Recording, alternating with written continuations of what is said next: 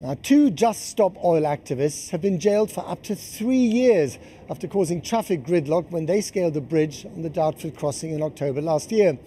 The judge said that he wanted to deter others from copying them. At the same time, another climate campaign group, Extinction Rebellion, says it's making a shift away from disruptive protests and will focus on building relationships instead of roadblocks. They've just started 4 days of protests in central London. Well, let's get more from our political reporter, Serena Barker-Singh. Westminster awoke to the familiar sound of protest, but this time unfamiliar tactics. Extinction Rebellion said today was about unity and peaceful action. Lined up along Parliament Square and across Whitehall, crowds made from over 200 environmental groups. We're here representing Fair Trade Foundation in the UK. We're part of Business Declares. We're here because we're representing the climate fresque. So calm is secured for now, but what accompanies this is an ultimatum for the government to stop issuing new licences for fossil fuels and to set up citizens' assemblies to let ordinary people's voices be heard when it comes to solving this crisis. And a response by 5 p.m. on Monday, or they say they could be back to their old ways. No social movement in history has ever succeeded without a degree of disruption. You look at the women's rights with the suffragettes, Martin Luther King and apartheid. All of that involved ruffling some feathers, and that's what Extinction Rebellion's done before. Do you think this is similar to apartheid? Well, yeah, absolutely. In terms of the scale of the problem, it's massive. The government is not doing enough. Governments are not doing enough.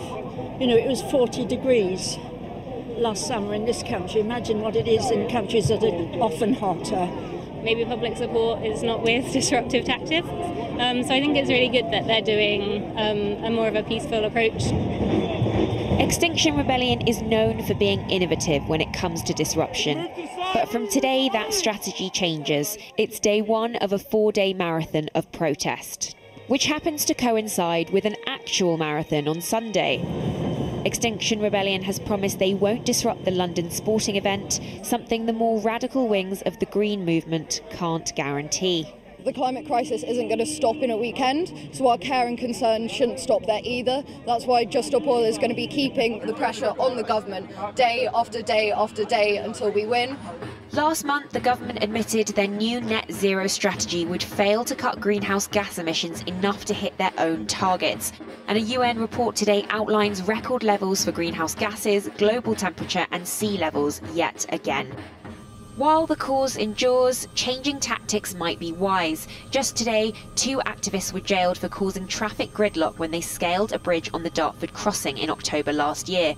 The judge said he wanted to deter others from copying them. And if this doesn't work, will it be back to sort of more disruption? We've always said that what we're trying to do is focus on bringing people together now. What we've said to people is, if we stop sitting in the road all the time, will you come and join us? And it seems to have worked. If it does work as they hope, and an estimated 50,000 people attend, this could be the UK's largest climate crisis uprising in history. And while we've been on air, the CBI has announced